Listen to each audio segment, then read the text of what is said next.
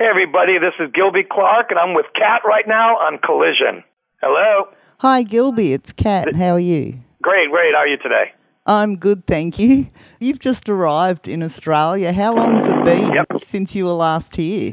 The last time I was here was for Stonefest with Kings of Chaos. I think it was like 2 years ago, maybe 3 years ago. Right. Do you have a favourite thing when you come to Australia? What I do? Well, you know what? I gotta tell you, I actually don't drink beer anymore. I mean, I still drink, but I'm not a big beer drinker anymore. But I always seem to drink a lot of beer when I come to Australia. Yeah, it's part of the culture, I guess. It absolutely is, you know. And I try not to. You know, it's just an age thing or whatever. But I'm sure I'm gonna break my little pact. Well, we know how you started your career. That's pretty well documented. But can I ask how you actually even begun playing music and going into bands?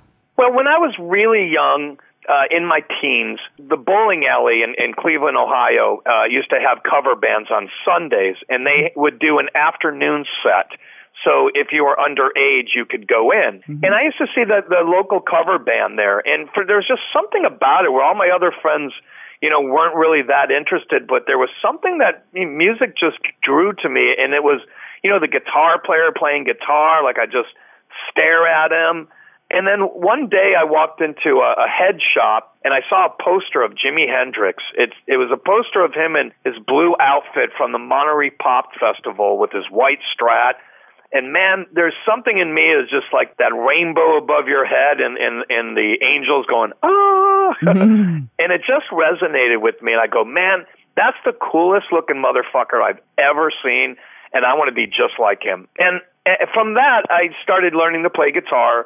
But, you know, Jimi Hendrix was, even though like he was an influence as far as, you know, what he did, I liked his music, but I never really wanted to play with him. I definitely connected, you know, with what was happening at that time, which was Kiss, Alice Cooper, Led Zeppelin, Aerosmith. You know, I definitely was listening to the music of the times, you know. Yeah. But that's really what it was. It's just sometimes you just have a connection. And for me, it was just the guitar. There was something about guitar players just really connected with me. And it just, you felt it like, you know, I mean, I can talk about it now. At that time, I didn't know what it was, but I just really connected. And obviously, you did a great job because your career has just been amazing. Some of the artists and I guess some of your heroes that you've shared the stage with. Yeah, you know, it's strange because I've never been one of those person that, like, set goals. You know, like, even younger, like, when I was in high school, I had my own band, you know, and I played guitar and I sang in my band. We were a three-piece band, and we would play at the, you know, the school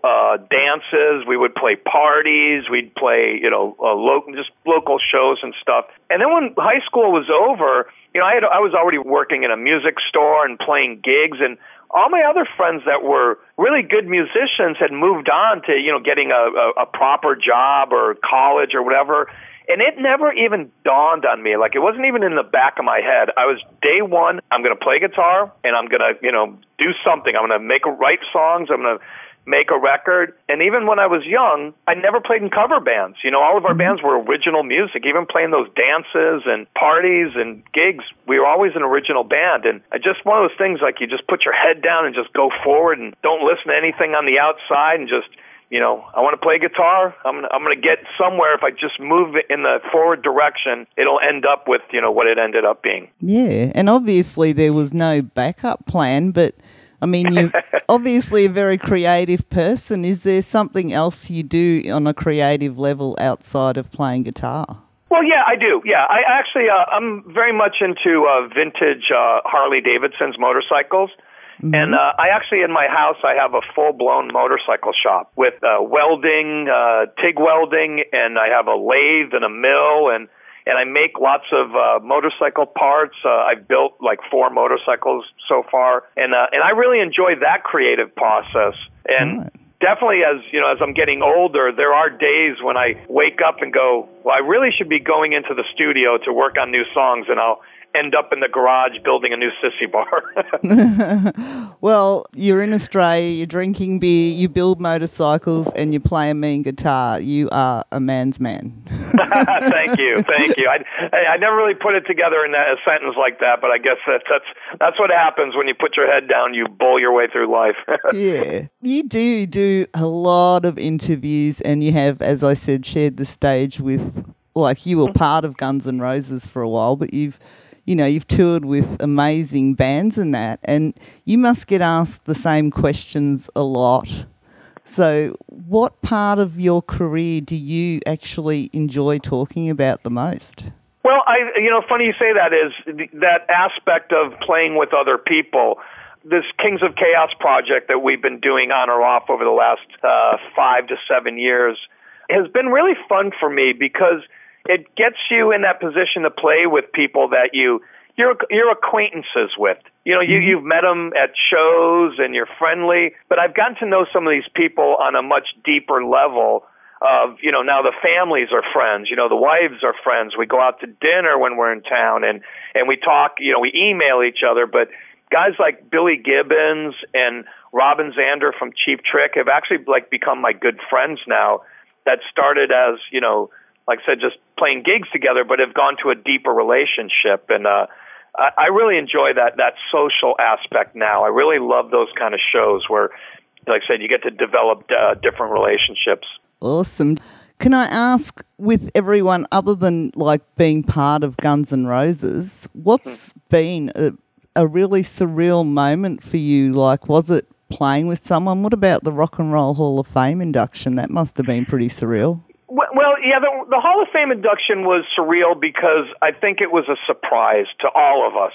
There was, when it all was going down, it was kind of like a dark cloud, because no one was really looking forward to it. It was such an awkward situation because, Axl had made it clear he wanted no part of it. Izzy made it clear he wanted no part of it.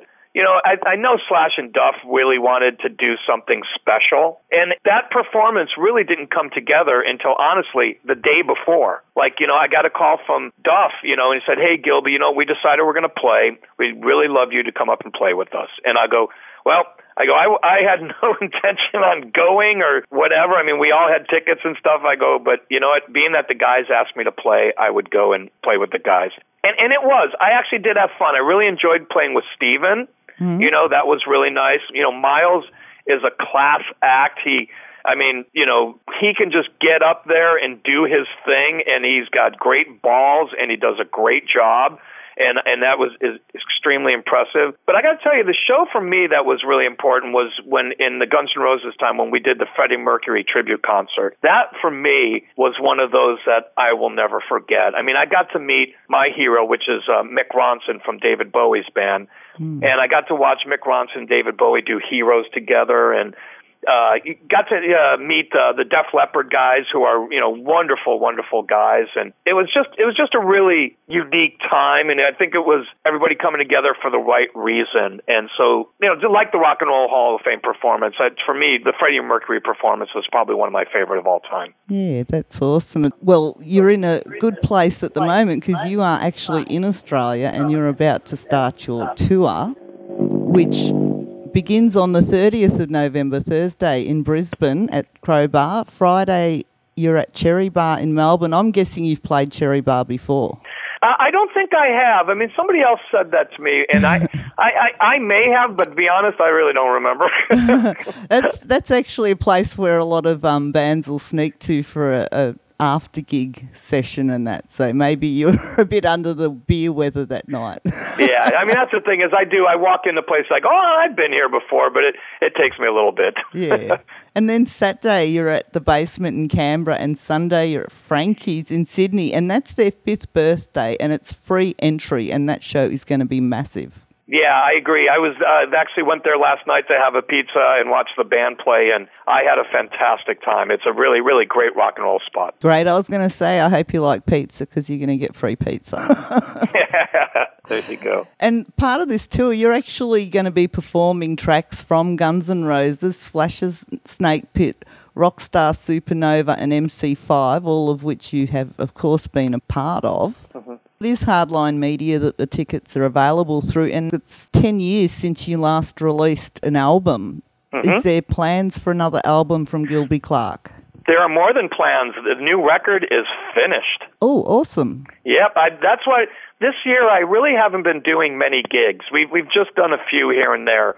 But I've been working on a new record all year long. At the beginning of the year, I had a handful of songs I thought were really good, and I just spent the whole year tracking them. And it's done. It's getting mixed right now. And I'm definitely hopefully it's going to be a first quarter of next year release. But it is done, and I, in my opinion, it's pretty damn good. I've tried to jumpstart this record a few times over the last few years, and I just didn't feel good about it until I got this batch of songs. And I'm really happy right now. I think it's a good rock and roll record. Awesome. That means that next year you've got another excuse to come back to Australia, but this year people should get out and see you playing your classics, and next year they can come and see you with your originals. Exactly. I will tell people they can find you at gilbyclarke.com. You don't actually have a Facebook page for... I do have a Facebook page, but I got to tell you, I'm terrible at all that stuff. All right. Well, it's hard to find. I do have one. There is a Gilby Clarke musician page, too. I just... all the gigs are on there, like they do get announced, but I'm not very good at responding with messages and things like that. Is there something you'd like to quickly say to your fans in Australia to get them to come out and see you? Yeah, man, let's get dirty. Rock and roll is a dirty thing, man. Down and dirty. Sunday night, Saturday night, whatever night you can make it, man. Let's make it happen. And it's Cherry Bar's open all night, so people should definitely get down there. There you go. Awesome, big party. Thank you so much for your time. You have a great day. You got it, Kat. Be cool. Thanks.